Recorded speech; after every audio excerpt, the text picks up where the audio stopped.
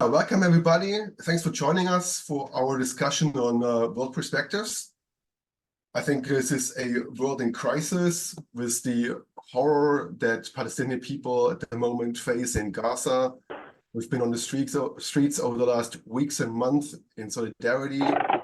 We see the horror of imperialism. We see how the Ukrainian people are suffering from a war that US imperialism also tried to use as an inter-imperialist conflict with Russia to weaken a rival, where the horror is just ongoing. We see a world in crisis where now we also have a potential of further escalations, especially in the Middle East, with Yemen, with Lebanon, and others drawn into that. And also we face a situation where obviously the left, and especially the Marxist revolutionary left, is struggling to build and fight back. I think all of that will be touched on today. Horrible, but also challenging new phenomena like right-wing populism, new forms developing in the direction of fascism, like in Brazil, with Bolsonaro, with Milei in Argentina, Trump potentially coming back. I hope we can feature a lot of that.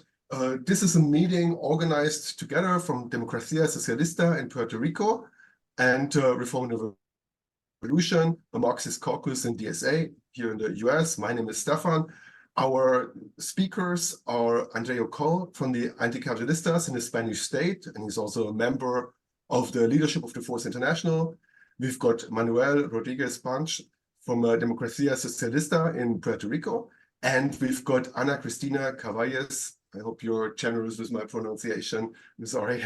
And Ana is from PSOL in Brazil. So we have quite different views, experiences that we want to bring in here in a Marxist debate, discussion, exchange. After the opening remarks, we will open it for the floor, and we would would ask comments to stick to 3 minutes, maximum minute contribution. Maybe if a lot of comments want to come in, we've got to shorten it, but let's see how this goes. And then at the end, we would give it back to the three speakers, our three main speakers.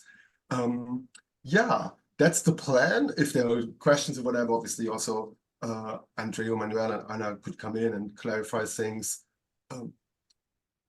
That is the plan. I hope we have got an interesting discussion. Now I would just hand it over to Andreu to kick us off. And 15 minutes, I would let you know after 12, roughly to just let you know where we are at. And yeah, please kick us off, Andreu.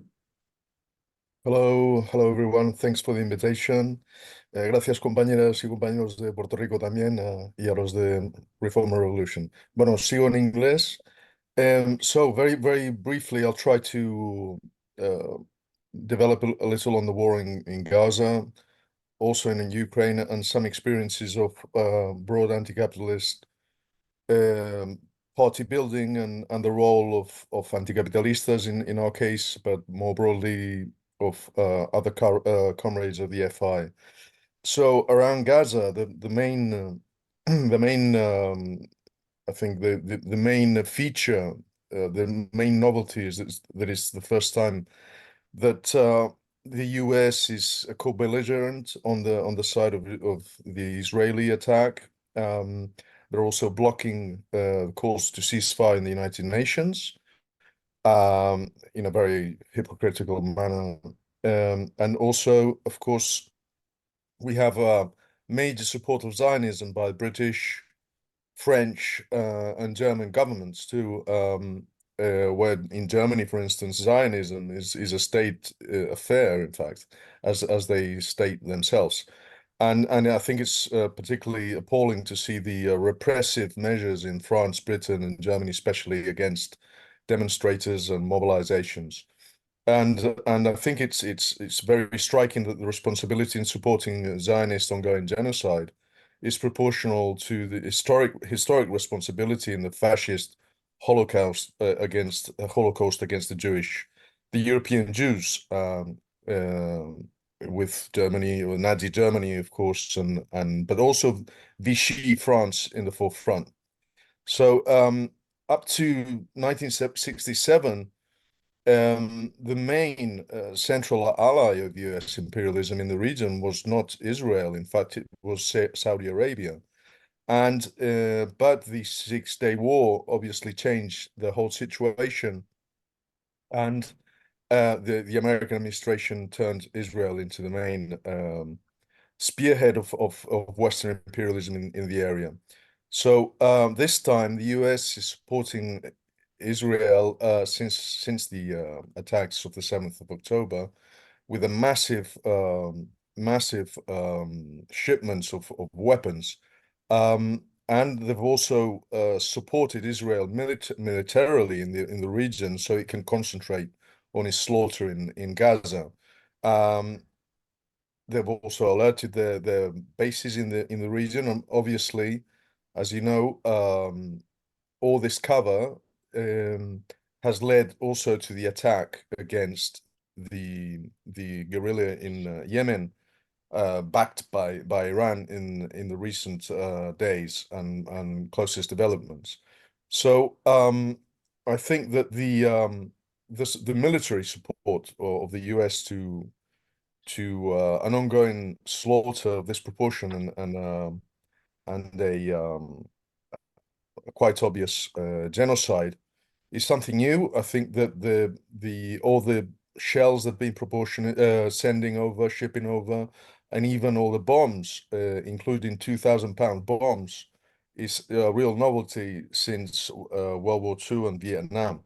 In any case, I think that this conflict is condensating the world situation and contradictions, mainly because it highlights the major hypocrisy of Western imperialism, especially in the mirror that I'll refer to now of the Ukrainian war. And there's quite an important danger of connecting main bloc tensions and a spread into a regional open conflict, especially since the Anglo-American attacks on the Yemen militias. I think it's extraordinarily critical in terms of the economic situation for world trade, inflation problems, energy prices, etc. And then I think we must take into account that there's a major support of the bulk of the global far right to this Zionist, colonial, racist, and Islamophobic attack. So in the meantime, obviously, as Stefan was pointing out in his introduction, there are some positive aspects for revolutionaries. Massive radicalization of the youth, progressive layers of society, and immigrants in Western countries. I think this situation is also very difficult for pro-Western dictatorships in the region, in the Arab world, that have been oppressing the Arab revolutions since 2011. I think there's an impressive polarization of both American, European young Jews that can't stand the fact that the state of Israel is committing a major genocide in their name.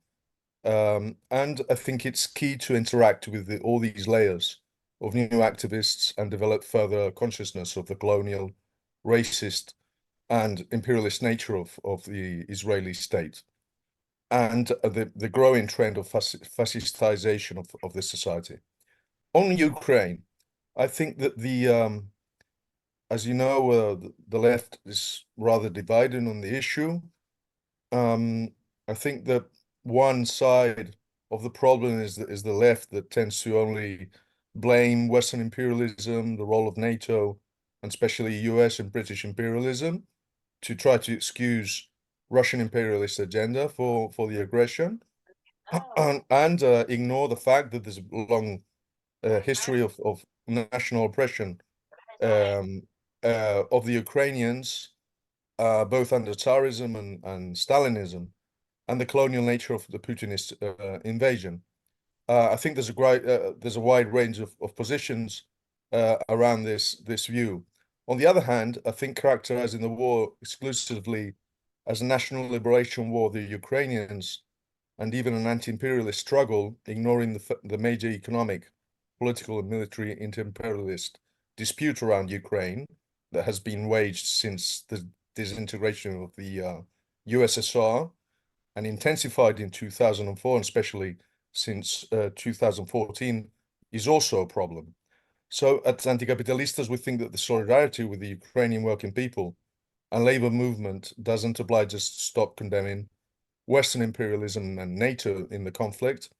And in the meantime, we think that denouncing NATO must not stop us supporting the Russian opposition to the war and wishing the overthrow of Putin's autocratic regime by the Russian people itself.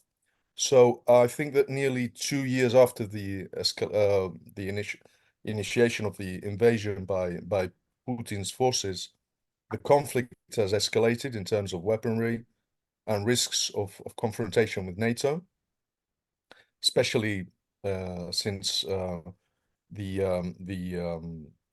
recent incident in Poland with the missiles and so on. And I think there's a risk also of collapse of the Ukrainian economy, of explosion of the debt and infrastructural chaos in supplies as a consequence of this escalation.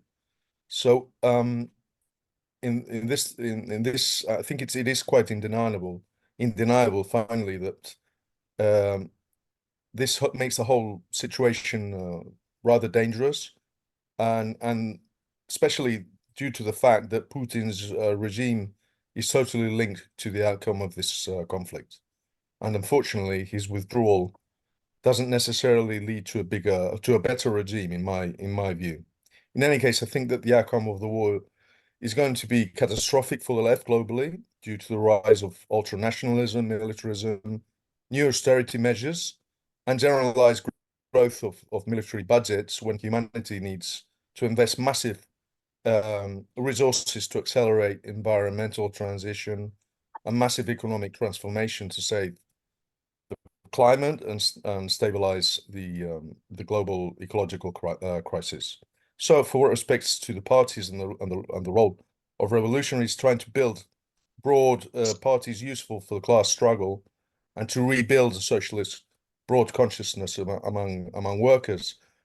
In the first place, I really want to recommend most of you have already read um, Paul Murphy's recent article, Learning to Swim, an International Socialist Regime. I think it's brilliant, and it condensates very well an approach that we share completely about the role of building this kind of experiences.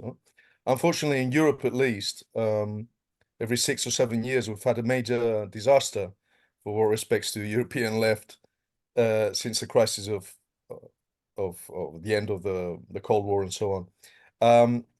I think it is important to also state that building isolated, self-proclaimed revolutionary groups sometimes isn't the answer either. As the other day, Paul LeBlanc was reminding us in the Leninist days that we've organized with Viento Sur, Jacobin Latin America, Historical Materialism, and Communist Press. I think it's very important to be aware of the fact that it's very difficult to build independent revolutionary parties in a context of weakness, or ideological, social, and organizational weakness of the broad left. So, just very briefly, just to remind why major catastrophes in the left have helped the right to appear as something powerful, because the left has lost a great deal of credibility due to these catastrophes. The first one I won't mention very extensively because I have a lack of time, is Rifondazione Comunista. We tend to forget that Rifondazione Comunista was the last attempt to rebuild a communist, anti-capitalist communist party, and the major defeat in 2008 when they joined the Prodi government and the whole party collapsed very quickly, has had a great impact in the left in Europe, especially in the Mediterranean Europe. I really recommend to read the Perry Anderson's article, An Invertebrate Left, Italy's Squandered Heritage, in the London Review of Books. I think it's a perfect balance sheet of the major catastrophe for the European communist left that unfolded in Italy. then we have the Greek debacle in 2015 that proves two things in my view. Reach enough is not equivalent to seize power, to seize state power, as we know perfectly since the crushing of the Chilean Unidad Popular 50 years ago. The main problem is that the Greek government, Syriza government, wasn't posing an economic problem for the European Union, but rather a political one.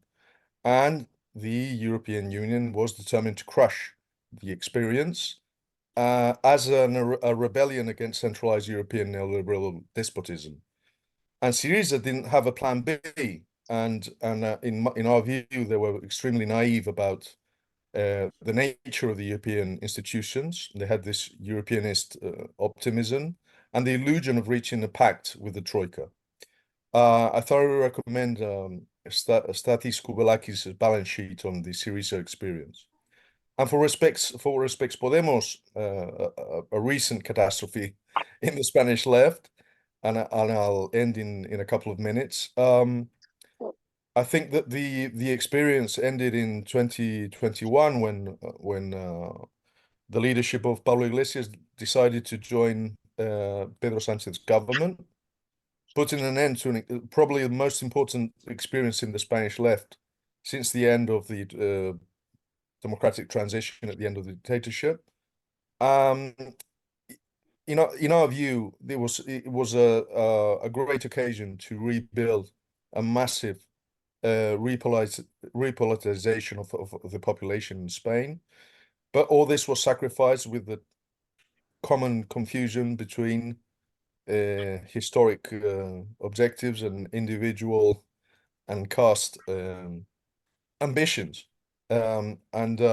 We alerted from the beginning that the leadership of Podemos, excuse me, didn't have a solid balance sheet of the experience of Greece or Syriza.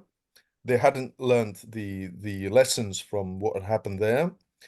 In our view, the main goal of Podemos was to remain independent of social liberalism and to be the main actor to rebuild political and social movements in the Spanish state. And unfortunately, we're defeated. But it is true that we underestimated the strength of Bonapartist leadership through the media, exercised by Pablo Iglesias, but not only, also Íñigo Errejón, who at the beginning was in the same bloc against the anti-capitalists to marginalize us. And even if they ultimately broke in different tendencies. And nowadays, we think that subordination of what is left of all these new experiences is led by the integration in the PSOE government of Sumar, that in fact federates most of the people that were linked at some stage with Podemos and Izquierda Unida, the old CP.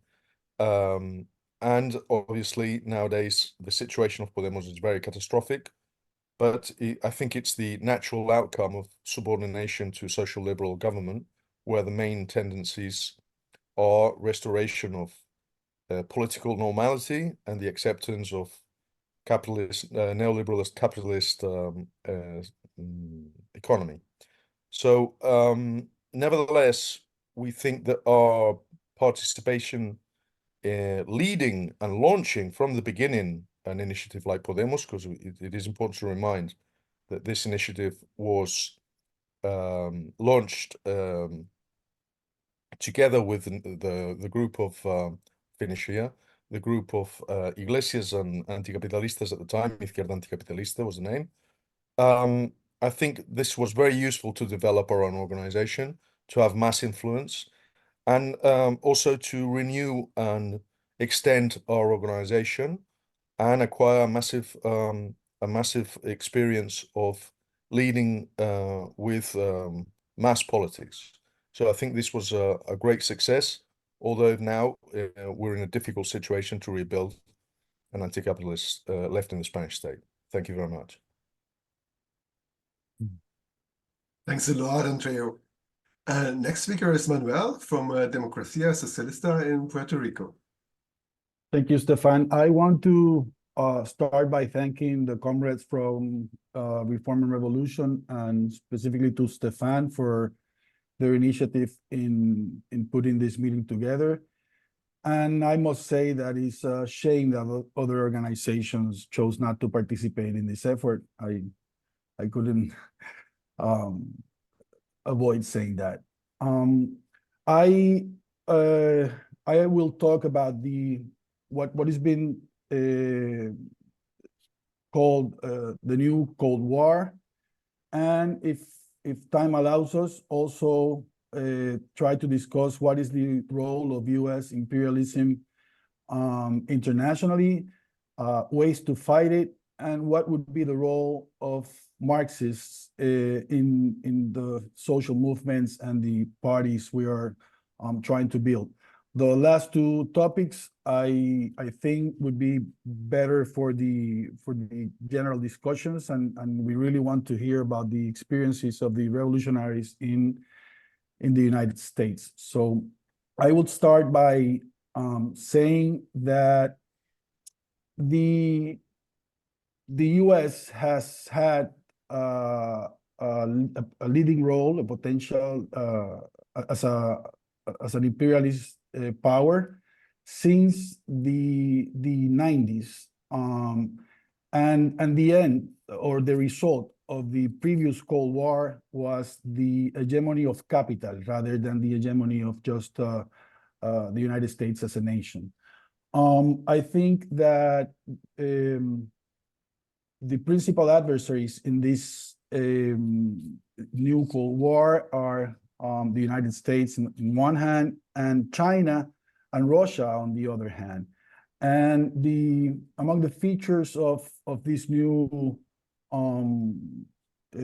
situation internationally, I think is more comparable to the global configurations of the powers prior to the First World War, and not necessarily to what we call and what we think of when we say Cold War.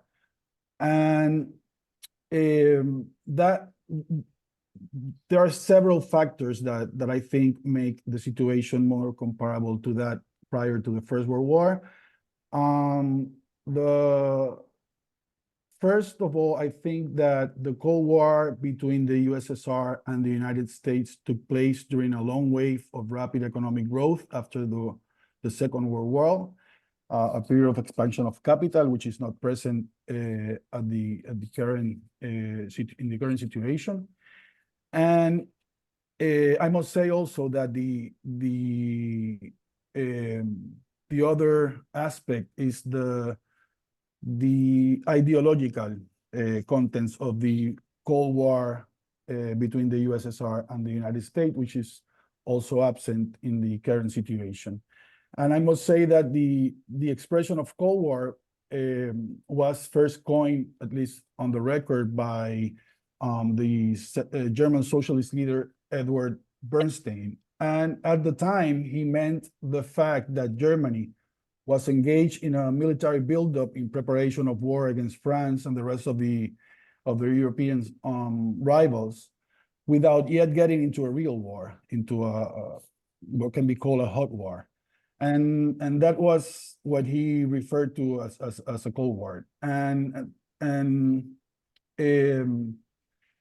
the long wave of the accelerated growth or capitalist development at the beginning of the 20th century saw the weakening of what was once the great capitalist power at that time, the United Kingdom.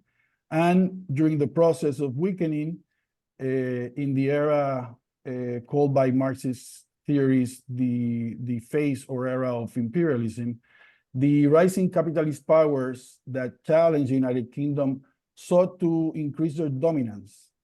In the process, the First and Second World Wars occurred, two wars resulting from the expansion interests of monopoly capital. The stage of multi-imperialism led to two world wars, and the competition between the different sectors of monopoly capital led to war. was central in the analysis by the revolutionaries of the time. At that time, and I think we should pay attention to this, revolutionary Marxists refused to take sides with any imperialist power, and I think Andreu emphasized that's one of the currents in the broad international left. What the revolutionaries did back then was to reject imperialism from its face. And the Cold War of after 1945, I mean, had also, as I mentioned before, the ideological dimension and took place during that time. One of the main aspects is the military buildup and the fact that the United States, for the first time in history, kept, even without a war, a high level of military expenditure, much more higher than what you had between the two world wars, let alone what existed before the first World War. And that has been called by some American economists the permanent war economy. And that characteristic that was present in the Cold War, the previous Cold War, is actually present right now. After the demise of the Soviet Union, Washington continued on that trend of increased military budget. And according to Gilbert Askar, who has an excellent book, which I recommend, called actually the New Cold War, the military planning of the Pentagon was based on the possibility of war with both Russia and China. And that has been on the background, if you will, of the attitudes of Washington towards China and also towards Russia. Askar puts the beginning of this new Cold War with the Kosovo War, due to the fact that this was the first time that NATO, as such, entered into a war without following or by circumventing the United Nations Security Council. So that was the first real war for NATO. And it happened with the opposition of both Moscow and Beijing at the UN Security Council. And that had set a pattern of ignoring international law and the United Nations, that has been developing since then. I think one egregious example of that was the invasion of Iraq in 2003, and all the other aggressions. I also want to mention that there's a debate in the left about, in certain sectors of the left, about the unipolar versus the allegedly multipolar world we are facing right now. And if we compare what happened before the First World War and what is going on after the 1973 crisis, we can show some similarities between those two periods, between the periods we're facing right now and the period right before the First World War. In one, we had the United Kingdom weakening as a capitalist power, the rise of new imperialist powers, mainly in Europe, but also in Japan, the world wars between those powers as mechanisms to exercise their dominance over bigger parts of the world. And around these powers, other countries were aligned. Now we have the United States weakening as a capitalist power, the emergence of new imperialist powers, although weaker than the United States, in this case, China and Russia. There has been threats of world wars between those powers, and again, as mechanisms to exercise their dominance. And around these countries, other countries, or around these powers, other countries are aligned. in this inter-imperialist conflicts, the winner has always been the same, which is capital. That's why we say that we're facing the hegemony of capital without a counter reference or a counter proposal. There are multiple critical sectors of American capitalism that refer to this supposed multipolar world as something positive. We are told that this new world has multiple powers, mainly the United States, China, and Russia, and that we no longer have a single hegemonic vision, but rather a plural world. And that it is possible, given the atrocities that the United States commits on a constant basis, like the examples mentioned by Andreu, that is positive that the United States lose its power. However, we think there are several mistakes in this view and in these statements. First, the weakening of the United States is a reality of the current crisis of capitalism and the wave of decelerated development that started in 1973. I know there are debates whether or not we're still in that long wave or whether there has been a shift. I know there are debates about what happened in the 90s, and if after the 2008 crisis, we're probably facing a new wave of accelerated development. That's for us to continue the debate. I don't want to address, I don't have the time to address that here, but I think we should have that in mind.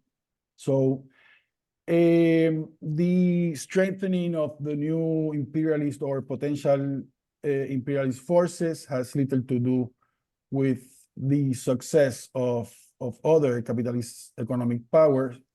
And secondly, I think none of these countries challenge the capitalist production system.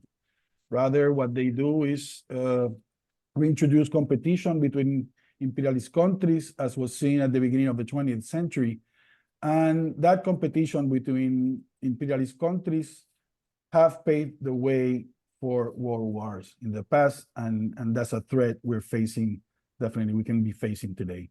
The current conflict in Ukraine is one of those examples. I will not get into much of that since it was covered with by Andreu.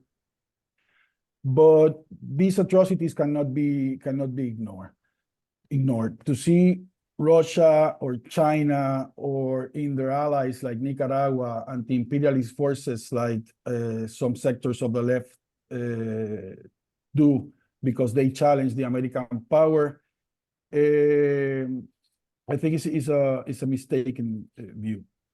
I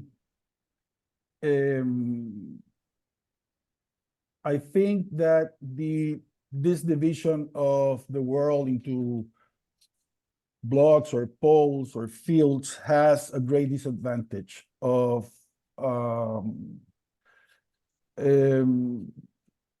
emphasizing the relations and the solidarity between states and not with the people's struggles. And I agree with Andreu in the fact that we need to support, in the case of Ukraine, the fight for the Ukrainian people for self-determination.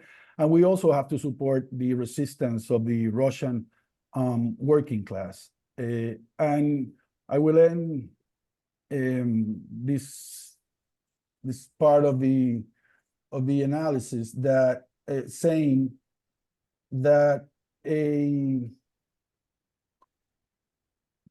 we need to first oppose definitely the war in Ukraine, but we need to understand that what has developed in Russia and most recently in China is a direct consequence of the policies, the neoliberal policies imposed by Washington first in Russia after the disintegration of the USSR. And those policies foster the creation and the emergence of extreme nationalism, as we see and authoritarian regimes like we see with Putin and as I said most recently with Xi Jinping in China these days. Stefan, how much time do I have left? You're at 15 minutes. I am at 15 minutes now. Yes. Yeah, already. So I'm gonna wrap it up. Regarding the role of U.S. imperialism internationally and the ways to fight it, I think that would be great for the discussion with the group. I will end with this quote from Trotsky: "Imperialists do not fight for political principles, but for markets, colonies, raw materials, hegemony over the world, and all its wealth." Thank you. Thank you so much, Manuel. Our next speaker is Ana from Eco-Socialist Rebellion in PSOL from Brazil. Hi, comrades. It's an honor and a joy to stay here to share with you this kind of so important reflections around the complicated in so much chaotic situation in the world. I'm looking forward to hear you. I think it's very important to hear you because you are in the most powerful country in the world, fighting against the capitalism and the crown in the center of it. We are in the Fourth International trying to, since 1 year ago, and we are going to follow this effort to make a text. I don't like to name it a document, but try to make a text, an analysis of the international situation with all its complicated aspects. I invite you to read the first version of this text we published in the Fourth International site, but this first version is very, it needs a very important updating after all the things Andreu analyzed, just like the imperialist offensive of Israel and the United States against the Palestinians and against all the people of the Arabian and Islamic countries, neighbor countries. It's historical. The only thing to add to what Andreu said is that a historical problem, historical offensive, and it's very important to us to follow it and understand it in all its impact.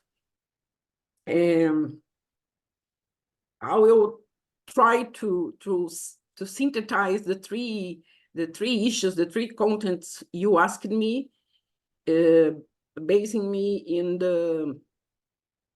this effort, in this text that we are going to publish a second version I think next week.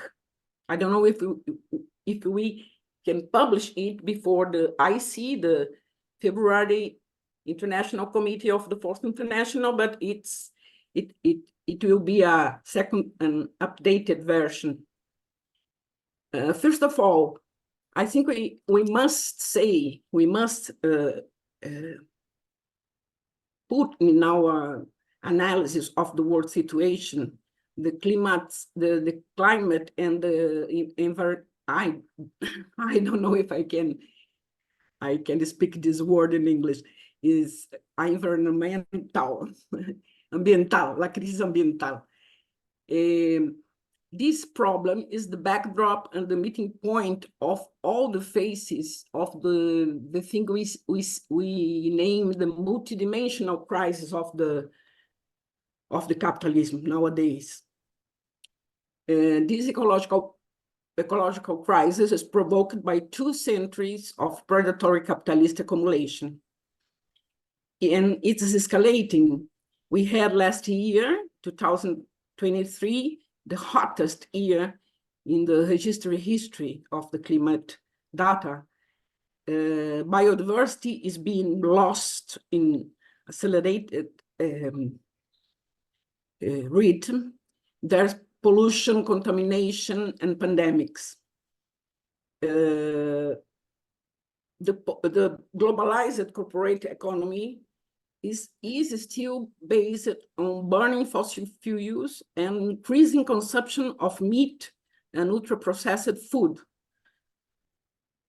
We are producing, the humanity, the capitalism is producing a climate that will reduce the limits within the humanity can live or the planet can survive. I will not extend much more these analysis, but you can remember that a lot of parts of the populated territories of the world are living just nowadays, the last year, the last years, hot waves that are doing the life very, very hard. It's the case in Brazil, for instance. Of course, everything, all these disasters in the ecological front will be produced without a lot of social conflicts. It will be people displaced by the wars, by the climate disasters, by the food crisis, and by the expansion of the repressive regimes. And meanwhile, everything happening in the world hitting, much of the world's post-Stalinist, pro-China or pro-Russia left, because there is I don't know you, but here in Latin America, we have an important sector of the left that is pro-China and pro-Russia, supports Russia and China's governments. These leftists still has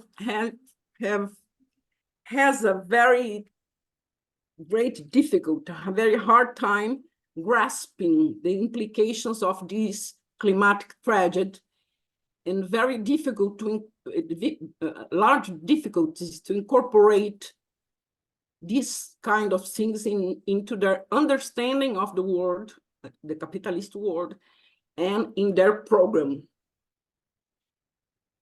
Of course, these disastrous prospects in the ecological field since 2016 have undoubtedly played an important role in pushing part of the bourgeois of the bourgeois fractions in all the countries of the Western shore in the Western to how can I say, to detach themselves from the project of a democratic regime. I mean, increasingly significant parts of the bourgeois adopt authoritarian alternatives within liberal democracies, resulting in the strengthening of right-wing fundamentalist movements and far-right governments, such as those of Trump, Modi, Bolsonaro, Duterte, Milei, the Le Pen's movement in France, Vox in the Spanish state. We have far-right almost the world. And around the far right, the other point you asked me to speak little This kind of phenomena, I prefer to speak of a constellation of neo or post-fascisms, because they are not very similar from region or from country to country, but they are in general result of 3 decades or more of neoliberal democracy's crises and their institutions, of course. We think this crisis of the neoliberal democracies have been deepening since 2008, since the crash of 2008. And since 2016, it was the Brexit and Trump's victory in the United States, they are winning a lot of elections around the world, within the democratic regions. It's different from the neoclassic, it's a little different from the neoclassic fascism. And they have this kind of far right in global south. I can say in the north, but I can say it in global south and Latin America in particular.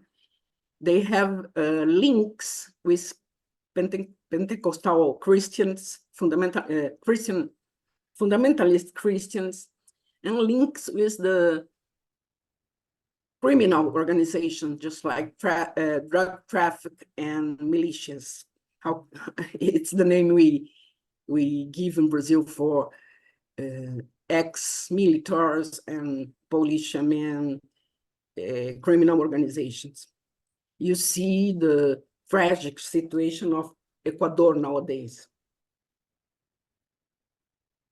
This, if the old ultraliberal regimes have proved themselves incapable of responding to the demands and necessities of the people and workers, these kind of governments will do the same, because they are ultra neoliberal. They are not alternative. And we must say in this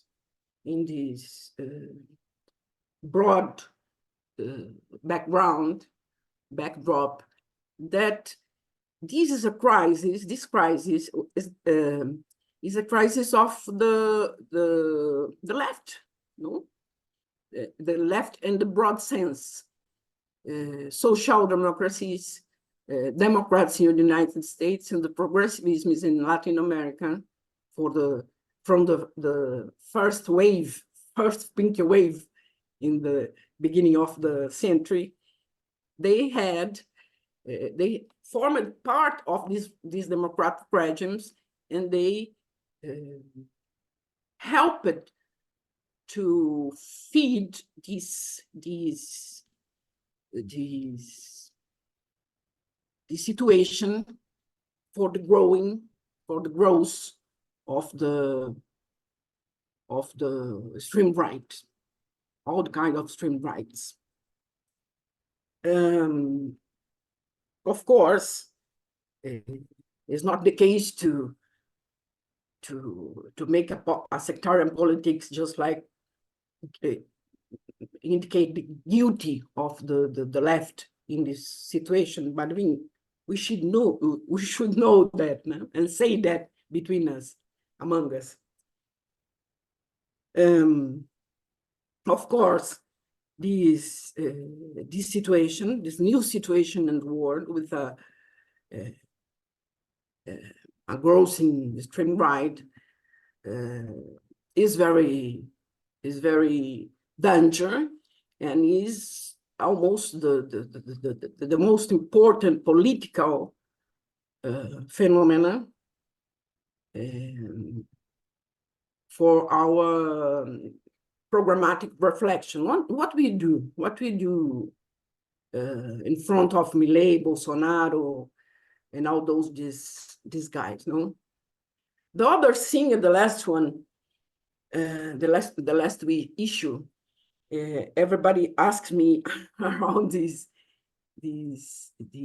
content, is the Latin American left, a broader left that we name, just like the media, the corporate media did, progressivisms. They are, and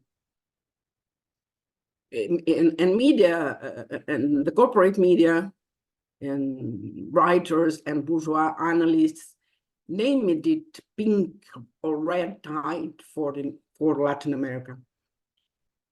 We are now in a second wave of this kind of governments within a very difficult situation, because in the first wave, they could make a kind of social policies, a very shiny redistribution of wealth in face of the commodities boom. But nowadays, the situation, the economic situation doesn't allow that. And nowadays, another difference, we don't have, differently from the first wave, we don't have poles or points of more radical and politicized mobilization process, just like where Venezuela in the first decade of the century and Bolivia in the two first decades of the century. We don't have governments, progressive governments, just like Bolivian from Evo Morales and Venezuela from Chavez, because they had really a very deep and radical process in their countries, and they had really problems, conflict with US imperialism. That's not the case today. That's not the case nowadays. They are in our traditional vocabulary, lexicon, reformist governments in general, with reformist leftist parties in the presidency, but they are in general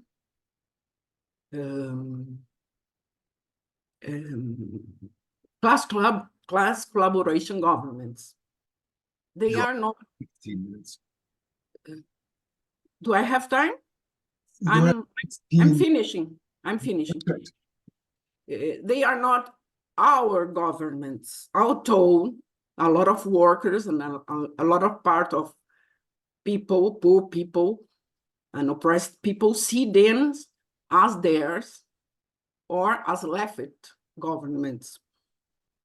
The orientation in general is to not participate in them, nor to give them an unconditional support. However, in a period marked by the presence and growth of the extreme right, they are governments also seen by the broad sectors of the masses as an alternative, electoral alternative to neo-fascisms. Thus, studying each national case in its peculiarities, our policy cannot be other than updated and recover the old Trotskyist policy toward the Popular Front's governments from the 100 years ago. A careful combination of programmatic demands, incentive and support to the struggles of the masses against the neoliberal and the predatory policies, denunciation of the maintenance of the neoliberal policies, impose the best ways in the movements to combat the extreme rights, but maintaining, that's the keeping our independence, class independence towards this kind of government. Our independence the independence of the movements and the independence of the parties in which we millet, in which we are. I would like to make some comments around what Manuel said around the China-United States dispute, but it's good for me. In general, we can do with these introductions a good debate. Thank you very much for the invitation. I'm finished. Thank you so much, Anna, Manuel, and Andreu, for your lead-offs. We now move into the discussion. If you've got a question, just put your name in that you've got a question in the chat, and I will call on you early on. If you want to make a contribution, please also indicate in the chat or raise your hand, whatever you prefer here on Zoom. Again, we came together here. Democracia, Socialista in Puerto Rico and Reform Revolution are the organizers. I put the links to our websites, democraciasocialista.net and reformrevolution.org in the chat. Check out our websites and help us build for many more successful meetings like this. We have, this is an international meeting. We've got a number of non-native English speakers here in this discussion. If you speak slow, you do all of us who are not native speakers a huge favor. If you turn on your video, it's also easier to understand you if we can see you. So please keep that in mind. And I will call on Jeremy to come in. I will tell you after 2 minutes, just that you know where you are. And after 3 minutes, I will tell you again, and you should really wrap up. We can get some different voices in here. And if you want to get on stack, please put your name in the chat or raise your hand. Jeremy, please go ahead. Okay, thank you. I think the framing of the new Cold War is an interesting one, and it highlights the importance of this time period and the conflict that's ongoing. I do, however, feel that there's some limits to the framing it this way. I mean, we did not have the same level of trading going on between Russia and the US that we have now between China and the US. I would also point out that, like, in this situation of the connection between Russia and China, you now have Russia as the more of the little brother in this power, which is quite a reversal from the place that the USSR had in the relationship with China.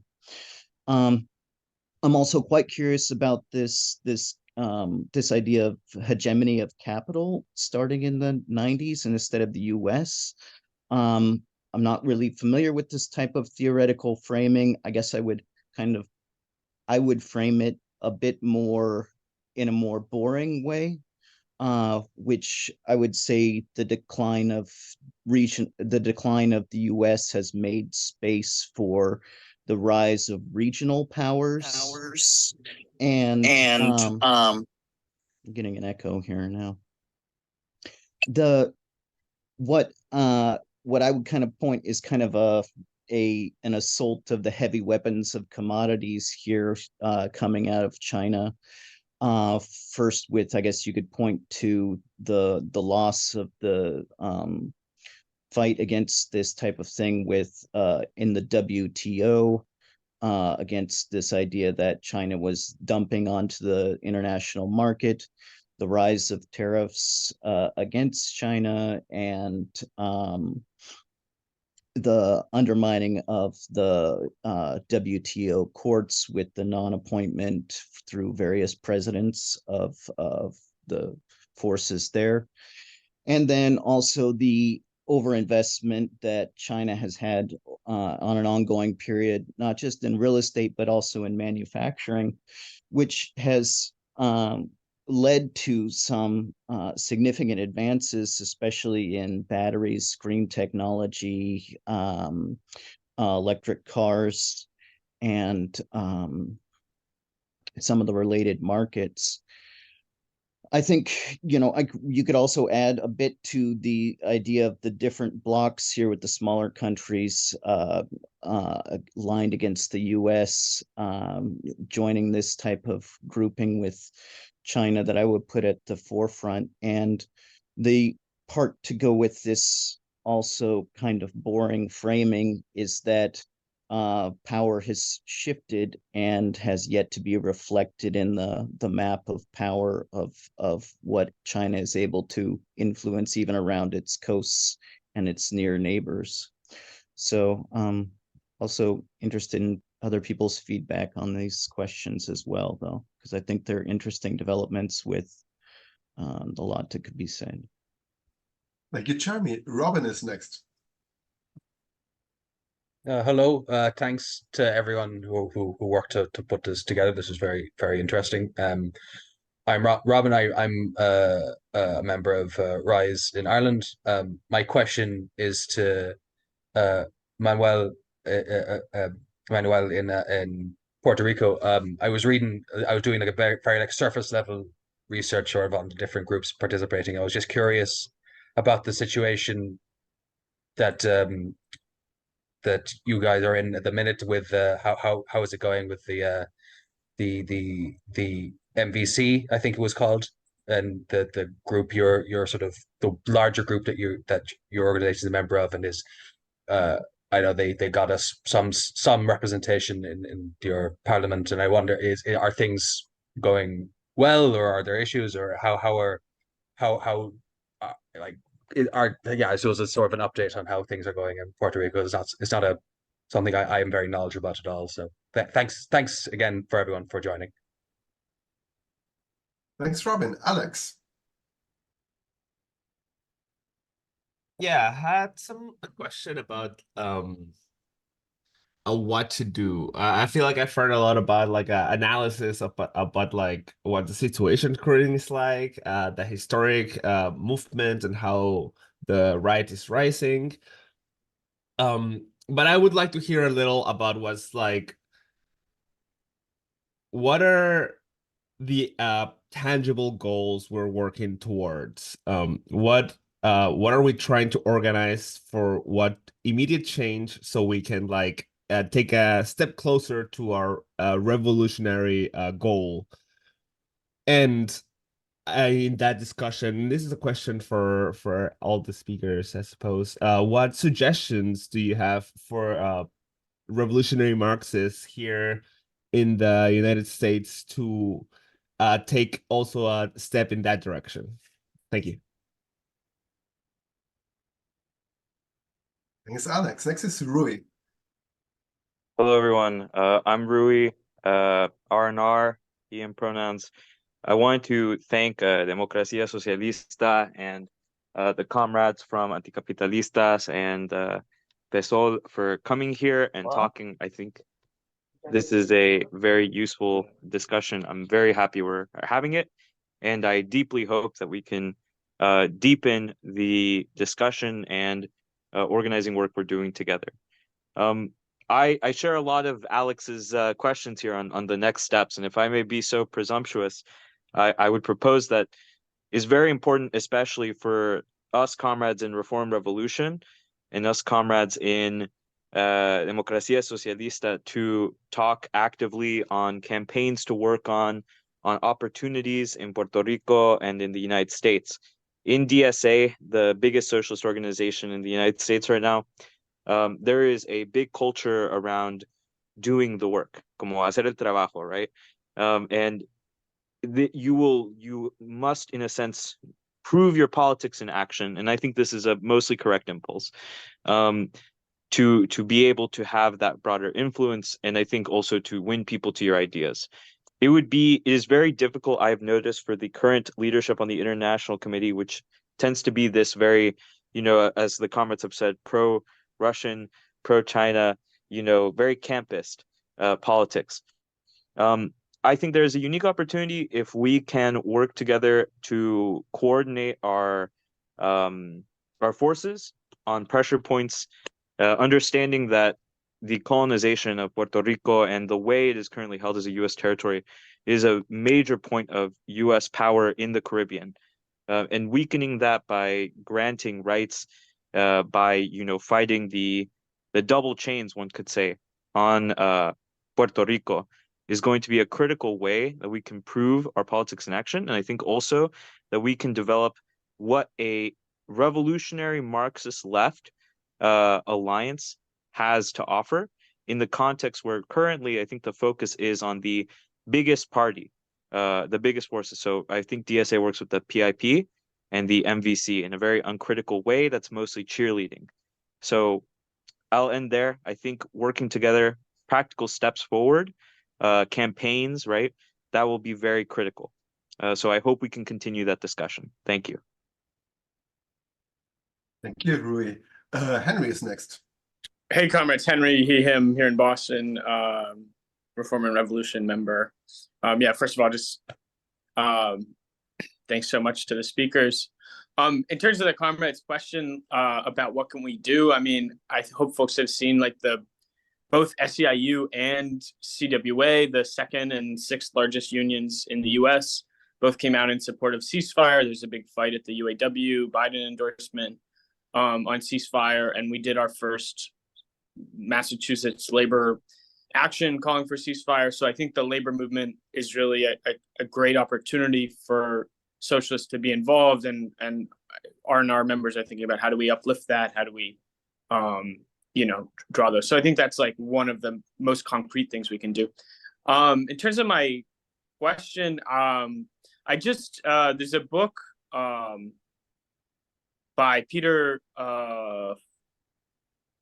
he's a Dutch guy, I forget his last name, but The Making of the Atlantic Ruling Class. I think there's the school of thought is the Amsterdam School, and they have a really precise, they talk about the capital fractions and imperialism, how there's different, finance capital, productive capital, etc. And it really gives a precision.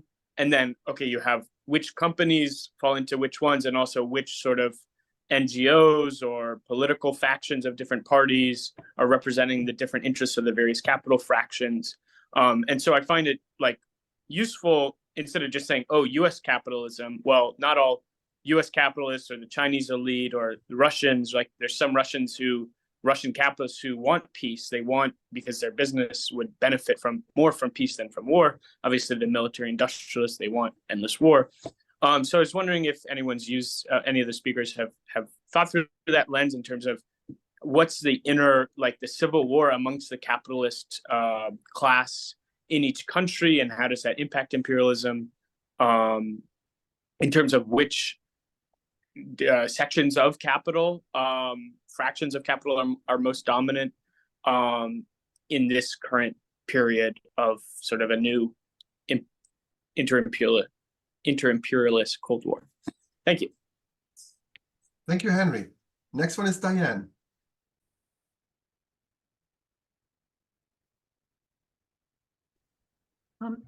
Hi, I'm Diane from Detroit, a member of Solidarity. My first demonstration was in 1960, although it took me about 7 years to join a socialist group. I would say that 1960 was not a particularly good year for the left. So the course of the 60s saw us rebuilding a left. And how was that done? It seemed to me that obviously Vietnam was pretty key to that, the solidarity that we developed for Vietnam, in which there were differences. There were some people who were all Ho Chi Minh, whereas the tendency that I come from was bring the troops home now. But Vietnam was a key issue for us. Another key issue was rebuilding the unions.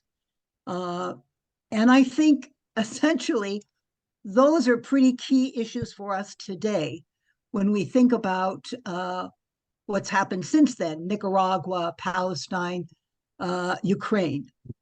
An upsurge in the labor movement.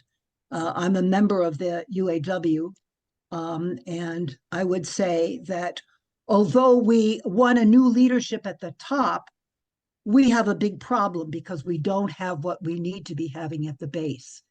And I think this shows the real problems that the left is facing, so that in 1968, the FI produced a really wonderful document about the 3 sectors of the world revolution.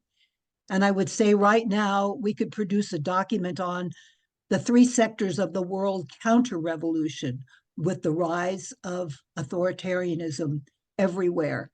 And the left forces, not only small, but really fundamentally divided. So we have some very serious problems ahead of us. And to me, it's not so much about rebuilding a revolutionary party as rebuilding the mass movements where we can find them. And the issues that seem so critical are immigration, which is not only a US issue, but obviously an international issue. The environment, again. And I would say in terms of the environment, the ruling class has decided what its proposals are. A technological fix which doesn't yet exist, and simply adding green jobs to the energy and other things that happen, but no refiguring of the world.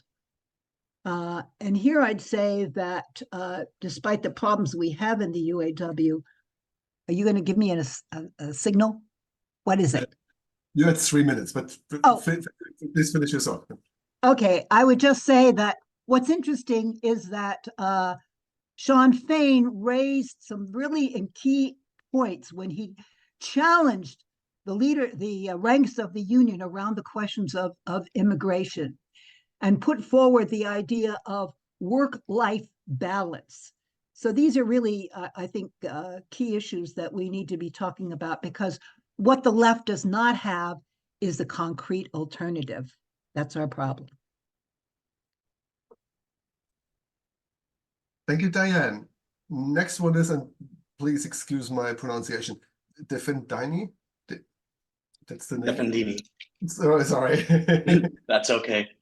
Thank you very much. And thanks so much for putting this together. It's been amazing so far. All 3 of the speakers talked a little bit about, the current state of the world and how it's no longer really a binary, dichotomy, bipolar struggle, right, on the international scene. I'd be curious to hear thoughts about what the dynamic looks like nowadays in terms of, is there a vacuum of poles of influence, right?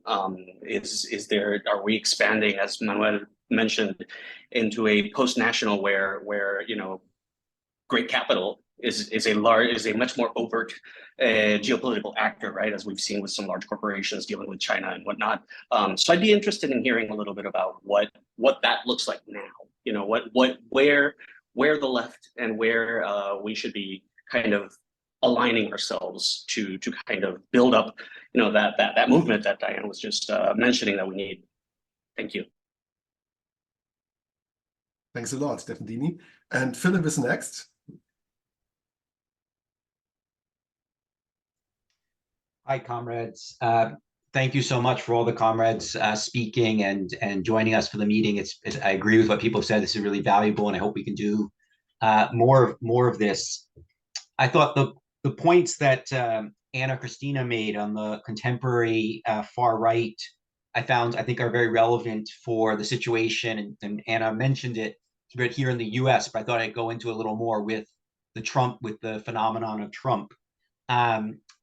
Anna highlighted how the far right, a key part of understanding the growth of the far right is the failure of the left, and broadly speaking, in different forms. And I think that definitely applies. I wouldn't call the Democratic Party is not the left. We wouldn't say in the US, but in a sense, but that applies in the US, and that you can only, I think, understand Trump's rise and victory in 2016, and the chance that the prospect that he has a real chance of getting elected again in 2024 is understandable against the background of discontent with while the Democratic Party is in power, with 8 years of Obama and Hillary Clinton's campaign, and now with Biden. I mean, there's much to say about the US political situation, but I think if you want to sum it up in one simple statistic why Trump has a real chance of getting elected in 2024. The fact is, which most of the radical left doesn't like talking about, but the fact is, under Biden, real wages have fallen for the majority of workers in the U.S., working people and large sections of the middle class, due to the rise of inflation. And Biden has not taken necessary measures to combat that. That in itself gives very fertile ground for Trump to stand as an alternative against the status quo, as an outsider, and give some give a expression of some of the discontent. But part of that failure, unlike in the first round in 2016, the second round, there is a stronger radical left in the U.S., where we have DSA, for example, has 3 members of Congress. And unfortunately, over the last several years, we've seen the DSA electeds in Congress and also on a state and local level moving to the right, generally, of being more and more incorporated into the Democratic Party. And if Trump's success in 2024 it's not the primary question is disappointment with Biden, but it also reflects the failure of the radical left to stand out as a clear pole of attraction, as an anti-establishment, radical, working class, left-wing opposition to the ruling party, the Democratic Party. They have largely been have not had that profile, particularly the highest, most prominent figures in Congress, and that has given room for the Republican right to much more appear as the people who are challenging the ruling party around Biden. And I would also just highlight on that, and I'll just wrap up on this, Stefan, that I think the shakeup in the UAW with the UAWD and Sean Fain is fantastic. I think it's one of the most promising signs in the U.S. But I do think on a negative level, just speaking about Trump and the failure of the left to stand out as an alternative pole, it is very bad how Sean Fain just recently announced his endorsement of the UAW of Biden, not recognizing that Trump is the greater evil, which I agree with, and saying it may make sense to vote for Biden in swing states, which I would agree with, but an enthusiastic pro-Biden, political support for Biden, saying that he's on our side, we're going to support him. That is a disastrous bankrupt policy that paves the way for more Trumps. Thank you, Philip. David is next. Hi, David in Detroit with Solidarity. The United States is heading into a very chaotic political situation and electoral season. As I like to call it, our election seasons are nasty, brutish, and long. But there isn't time here to explore one of the main crises that we have, which is the absolute disastrous humanitarian and political crisis going on with immigration and asylum, and the Biden administration trying to figure out a way to capitulate to the right-wing demands on it. That's really another discussion. I wanted to sort of get a little bit local and talk about the fury in the Arab American and Muslim communities over the Biden administration's complicity, actually participation in the Israeli Gaza genocide. As I've said, you can't really describe the fury unless you've seen it up close. There are leaders in the community saying, we will never vote for Biden, even if the alternative is worse. And this has political implications, and it's part of a growing hemorrhaging of Biden's support among crucial sectors of what was his coalition. Young people, including huge numbers of young Jews, the African American community, and as I say, it's particularly sharp among the Arab American and Muslim communities. We know right now that there are these semi-secret negotiations going on about what would be called a 2-month ceasefire, and we don't know how that will turn out, or nor what the secret provisions of any agreement will be that we won't find out about for a long time probably. But if that were to come about, the most critical thing for the movement in the United States around Palestine, which is growing enormously, I would say. The most important thing will be to intensify the demands for a permanent ceasefire to basically make it impossible for the Biden administration to allow Israel to renew the full-scale assault after whatever pause, ceasefire, or whatever it is. I would say, as one reflection, our Jewish Voice for Peace chapter in Detroit, and it's happening all over the country, is just expanding enormously. All kinds of new folks coming in and people being re-energized. One thing that does concern me, right, thank you. One thing that does concern me is with the enormous and impressive and important solidarity with Palestine that's growing, there's what I believe in is an illusion that somehow Palestine or Gaza or Hamas or whatever can win this war. This is not a war that Gaza or Palestine can win. It doesn't necessarily mean that Israel will win. There are wars that nobody wins. Look at the Iran-Iraq War of the 1980s. Nobody won.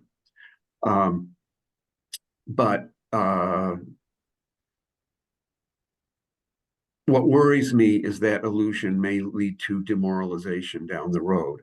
But right now, intensifying demand for a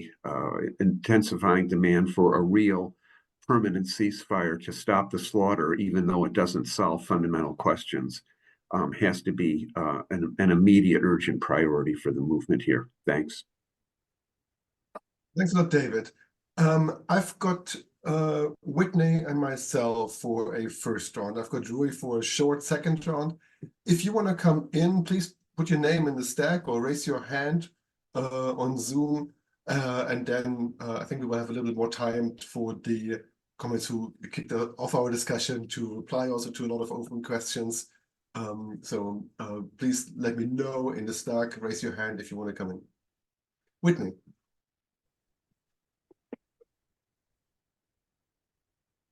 Hi, I'm Whitney. Any pronouns are fine. I'm from Seattle.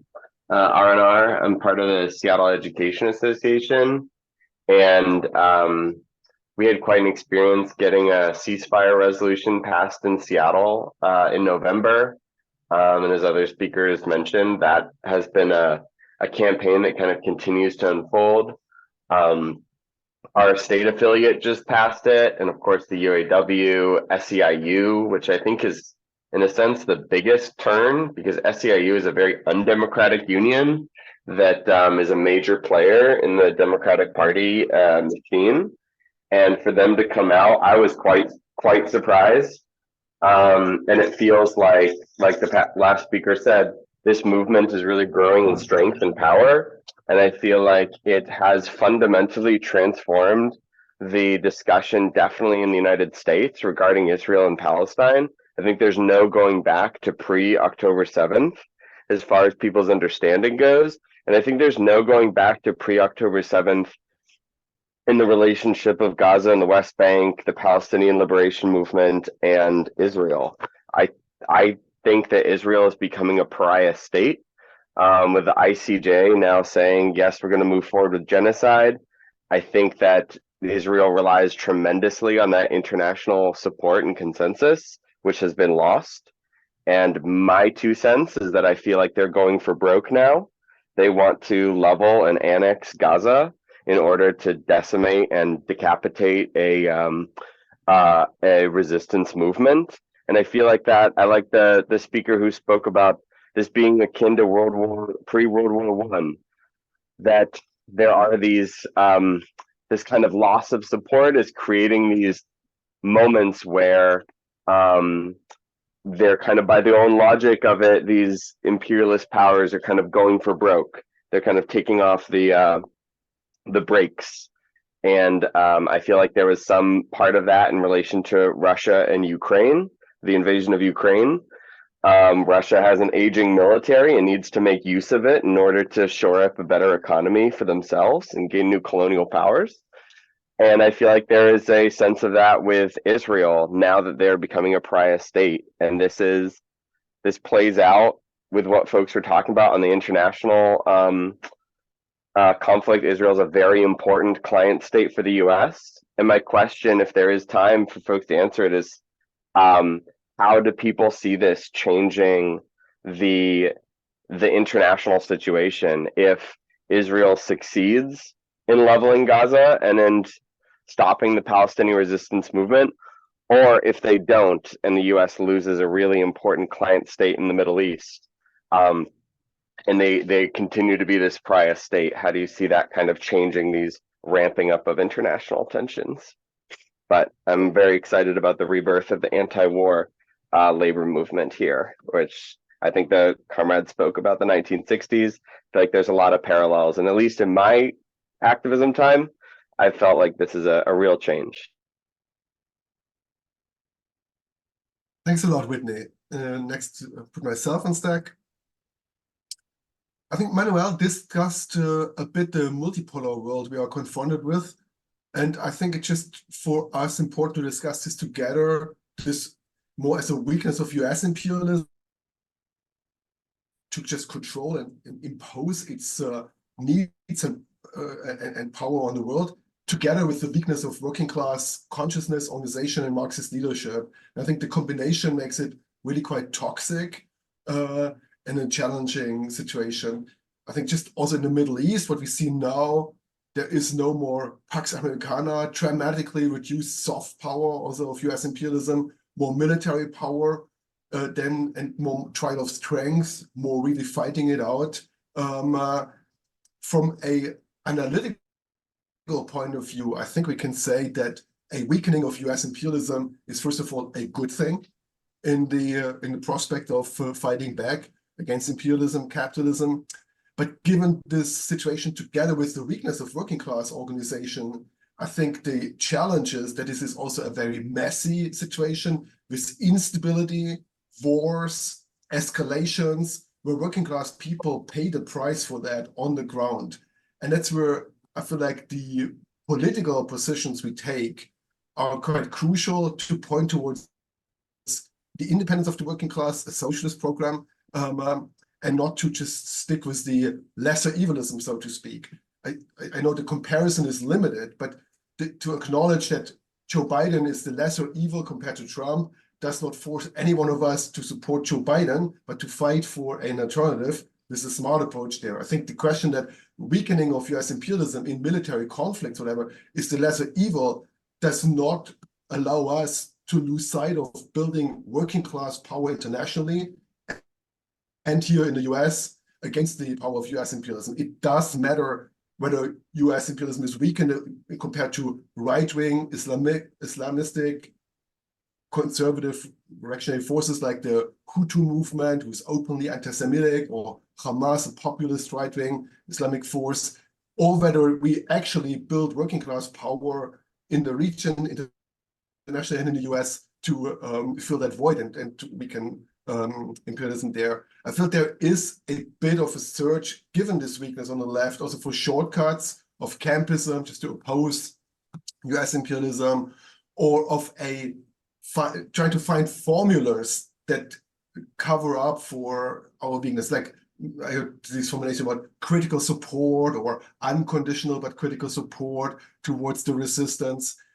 I would not agree with that. I think our starting point is that we develop an analytical position, and then we find formulations that help us to get this across to the to working class people more in general. And here in the US, I think the successes we had in labor unions to pass resolutions for ceasefire and whatever, they were actually based on acknowledging that we're distancing ourselves from Hamas, from the Houthi rebels, or whatever, that we acknowledge the existence of two peoples in the Middle East without losing any side. This is a battle to fight against the war on Gaza, on Palestinians, against the siege, against occupation, for the right of return, and so on. I think the challenge is there in a very abstract way. We can say we are unconditionally for the people's resistance, but it's a very broad sense. If you look at it concretely, I think we end up with a Leninist analysis of the class contradictions within these movements for national liberation, where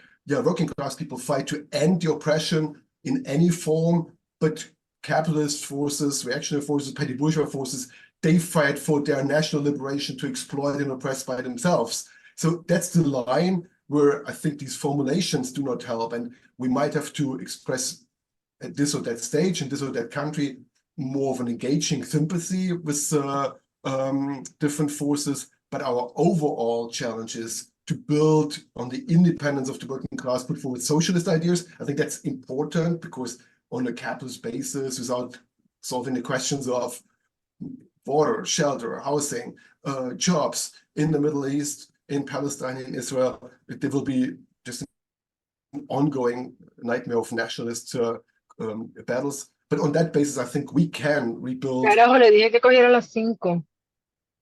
Well, I take this as a call to move on and bring in now as a chair Rui for a second round with a short contribution. And I have no one else on stack. If you want to use the chance, indicate it now.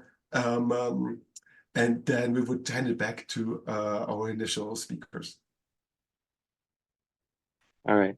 Thank you very much, comrades. I would say, to speak on the general situation, my short advice would be, in order to effectively stop the war in Gaza, and I think the lesson from the last couple of years is that even with all its flaws, there is no choice, I think, but to work through the existing left with all its flaws. And I do not know the situation in Puerto Rico with the MVC or the PIP in its entirety, but I don't think it's possible to go directly to the masses.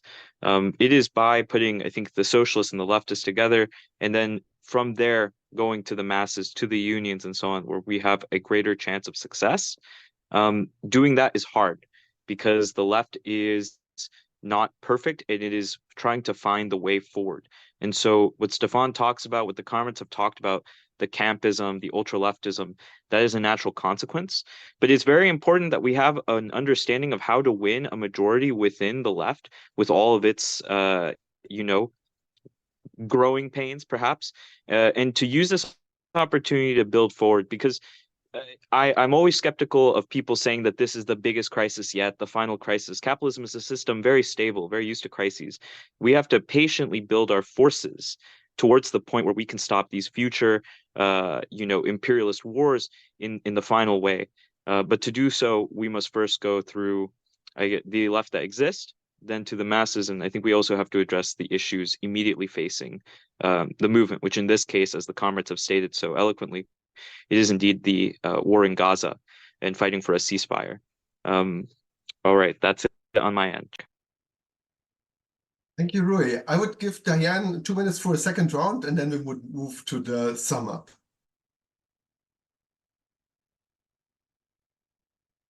I wanted to talk about the issue of reproductive justice because it seems to me another really central issue, not only for the US left, but another international issue.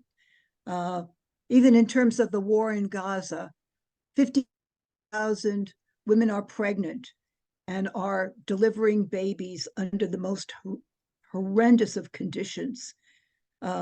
So I think that we can see how determined the authoritarian right is to stamp out any notion of reproductive freedom, not only the reality of it, but even in our own minds. It must be eliminated. And that, I think, the majority of people are willing to fight around. We've seen that in successful referendums. I very much participated in the one that happened in Michigan and aided the one in Ohio. But I also want to make one other point in terms of reproductive justice, that what we now understand, it's really expanded the understanding of what that means, that it's a whole process that goes from birth control through the decision to have an abortion, having stillbirths and miscarriages, the issue of stamping out sterilization abuse, maternity and infant mortality rates, which in the United States have increased over the last 5 years. So all of these issues are are bundled together, and I think this is important. I just like to say in response to the last speaker that I think just the opposite. To me, it's not a question of just building up the left. It's about building the left through the mass movements. Thanks. Thank you, Diane. I would give each speaker 7 minutes to sum us up, and we will keep it overall roughly within 2 hours. Andrea, do you want to go first? Yeah, fine. Yeah, just some comments on some of the interventions of the comrades. Starting with something raised by Diane on the key issues of the situation. I think that obviously all the environmental debate is key too, and I think that some recent developments like so-called climate Leninism is an interesting approach, given the centenary of Vladimir Ilyich. Also, feminist radicalization, I think, is as long-term dynamic, and it constitutes, in my view, a key lever for progressive renewal in society, and also of labor movement, because there's a growing conscious linked to feminism in a way that of the impact on particular impact on women of growing social inequality, and also the threat of this new authoritarian neoliberal far right in all its forms. And then, in fact, actually, in a chat we have in the leadership of the FI, a comrade just sent an article of the Financial Times talking about the fact that nowadays, among the youth, there's a growing divergence between women turning to more progressive political views, and the boys more reactionary ones. So I think this is a very important dynamic that we have to study. On the other hand, in fact, I must recall that it was key, according to some very good analysts, the mobilization of female vote to avoid the possibility of a right-wing, far-right government here in Spain in the elections at the end of July, because apparently even sort of conservative or even middle-class women in the last minute turned towards PSOL to vote for Sanchez to avoid this hypothetical government of the rights backed by the far right of Vox, PP Vox. So I think this is a very important thing to take into account. About some of the things that Philip was raising, I think that one of the key problems we have is that the right is radicalizing a lot more than the left is radicalizing. And I think that the incapability of the left of building sort of blocks, centers of attraction, able to radicalize society in a progressive sense is one of the main problems. In fact, since 2008, with the major global capitalist slump, which nowadays the system is not able to relaunch by an accumulation through dispossession, as David Harvey puts it, I think it's the first time in history where a massive and very long capitalist crisis hasn't reinforced labor movement as a whole, as did happen in the 30s, where you had a growth both of New Deal in the US and progressive forces, but also socialist, communist, and revolutionary left. Nowadays, we have the contrary, and I think in a way, this has to do with the fact that there's no major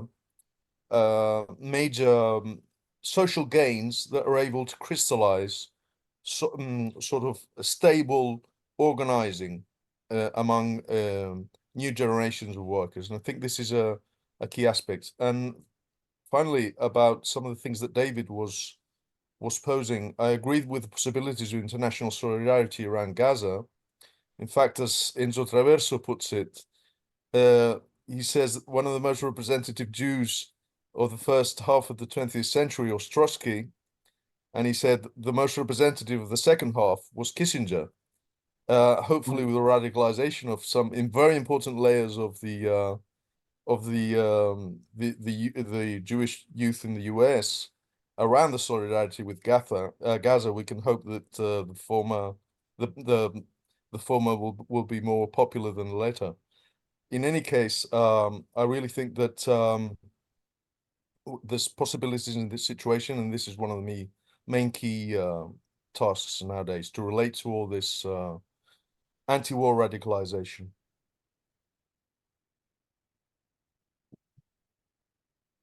Thanks a lot, Andreu. Manuel, do you want to go next? Yes.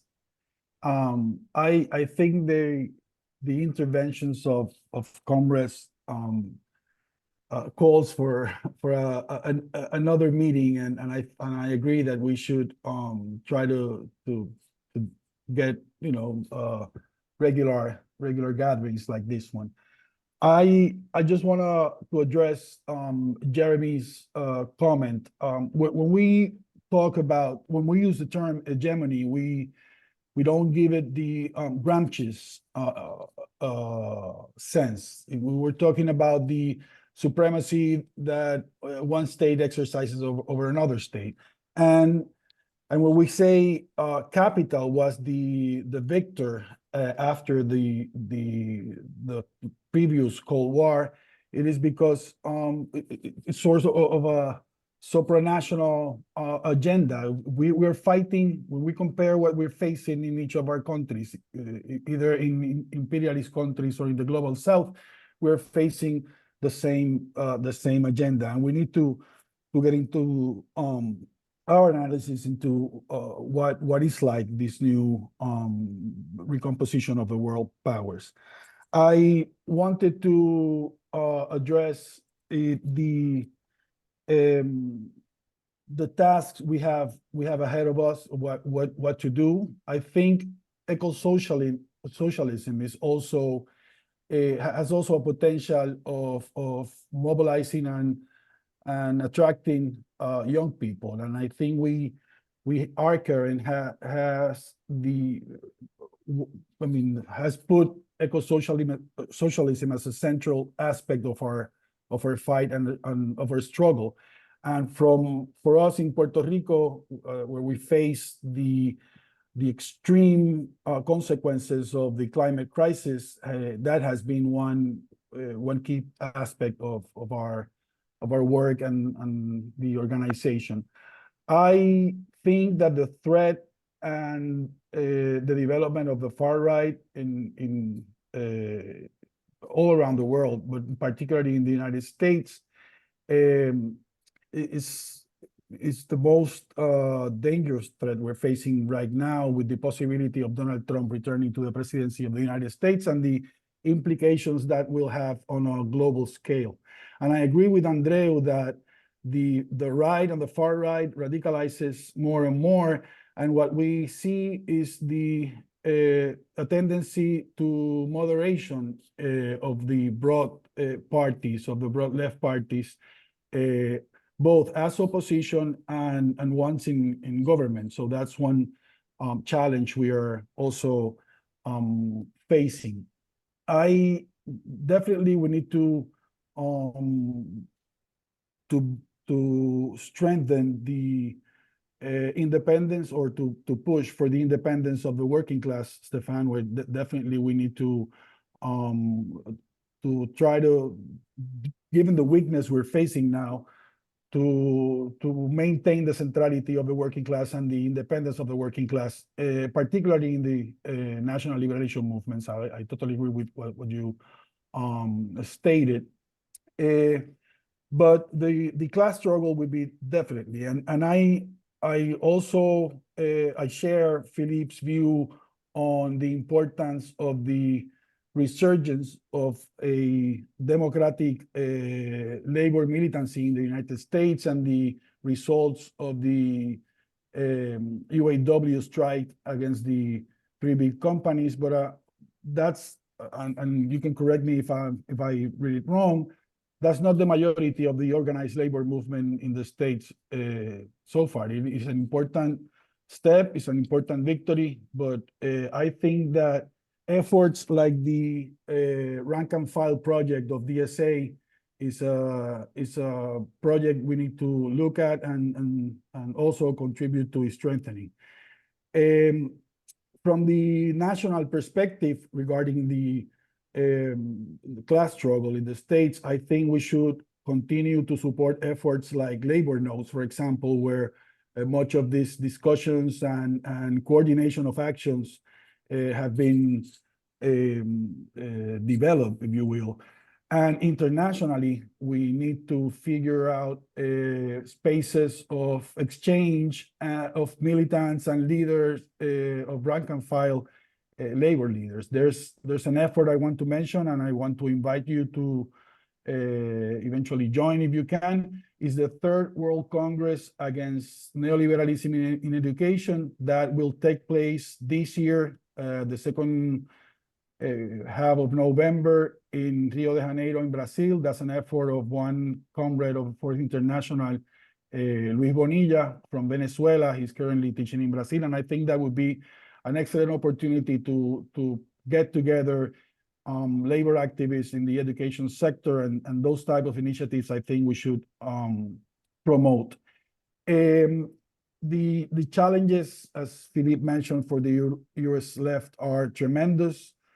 There's, and I mentioned this before the meeting to Stefan, there's the absence of a figure like Sanders that can help out the left in the US to promote, organize, and mobilize for the upcoming elections. There are the disasters of the Biden administration, and the support given by the militant leaders of the working class right now that puts the left also in a difficult position, and the threat of Trumpism or the far right that also the US is facing. And I want to comment on what Stefan said about the convenience or of the weakening of US imperialism. Definitely it is good. It's a good thing that the US imperialism weakens.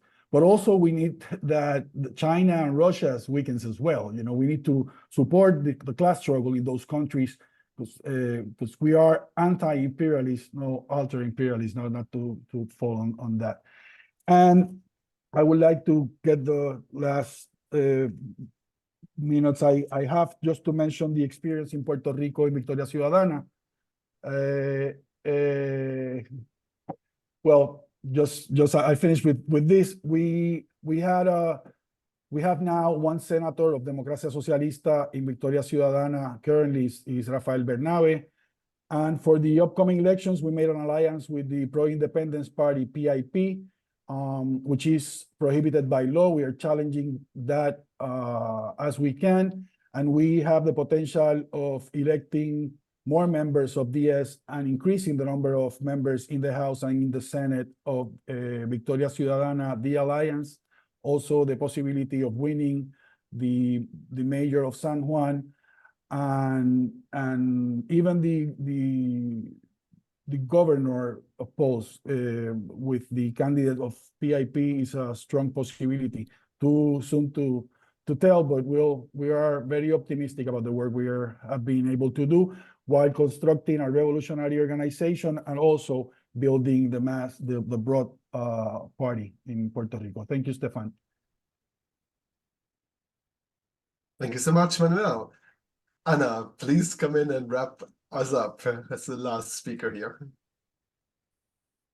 Yes, I'm very happy with the development of the discussion. I heard you from the bottom of my heart, and I think it's very important to revolutionary cadres just like you from the rank and file, from the grassroots movements, to discuss the international situation, because there are not contradictions between being in the struggle and learning with the struggles and making the effort to understand the new world.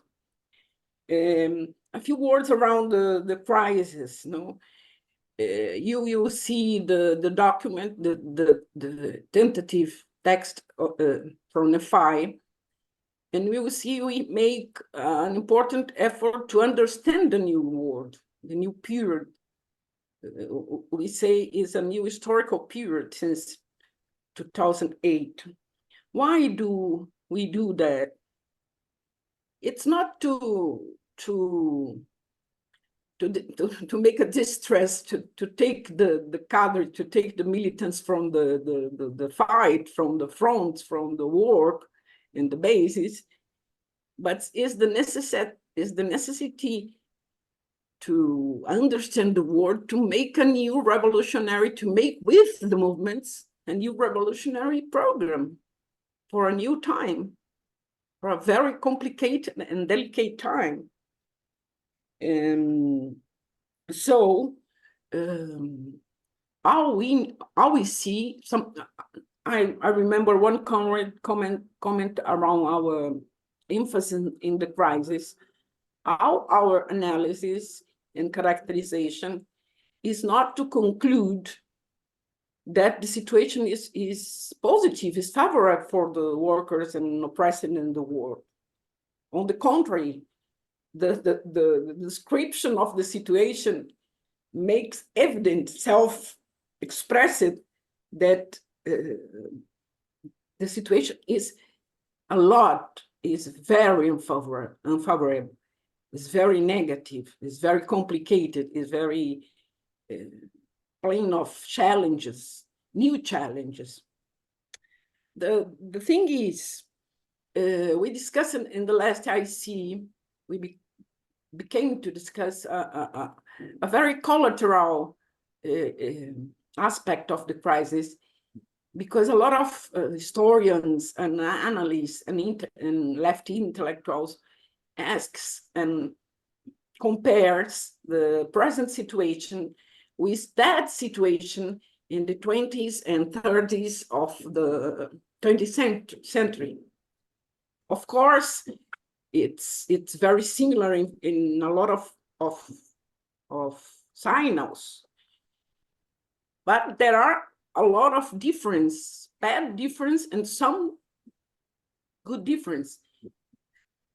The main bad difference is that makes this situation, the present situation, unpredictable and completely, how is the unprecedented, is the ecological crisis.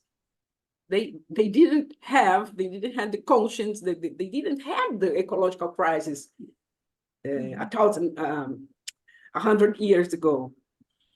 And the second, I think Andreu mentioned it, that's very important too, is the different situation of the configuration of the workers, of the worker classes all around the world, not only the global north. It doesn't mean that this reconfiguration of the class made it stop to fight. There are a lot of fights all around the world, less than before the pandemic, but there are a lot of fights from workers, from women, from ethnic and religious minorities, persecuted minorities. There is a lot of fight. The parallel, this is a new era of catastrophe. It's a new catastrophe era. That's the expression that Hobsbawm uses in the book around the book on the 20th century. I hope I explained our insistence in talking about the kind and the multidimensional nature of this crisis. Finally, I would like to say something around we say in a tentative synthesis between all the forces of the Fourth International, that is in course, in March, even work is an open work. reconfiguration of the geopolitical order. We don't see, I think for us Marxists, it's not convenient to use this kind of international relations realistic concept, just like polar, one polar, multipolar. There's a tendency of chaos, on one hand, of chaos.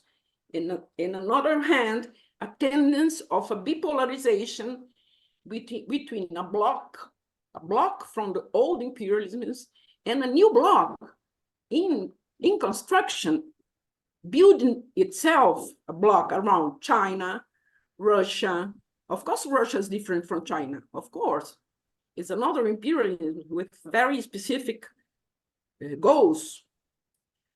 It's a more regional imperialism. It's imperialism. And they are doing a very smart thing from the point of view of emerging power in the world. They're trying to transform the BRICS in a weapon of this dispute. BRICS is not more a weapon of the South Global. It's not more. If it was someday, BRICS is a weapon and controlled by China. No? And I personally, I love Gilbert Achcar. I think his work is wonderful. The book is very good, the New Cold War. But I prefer to say, to express the thing as a construction of a dispute, inter-imperialist dispute. Why not a Cold War? I think Achcar has a little problem that's not understanding completely what's China. China is not an alternate, a leftist alternative, just was US as Soviet Union in the 20s. And I don't like besides that, I think the war will be very hot, not cold, very hot.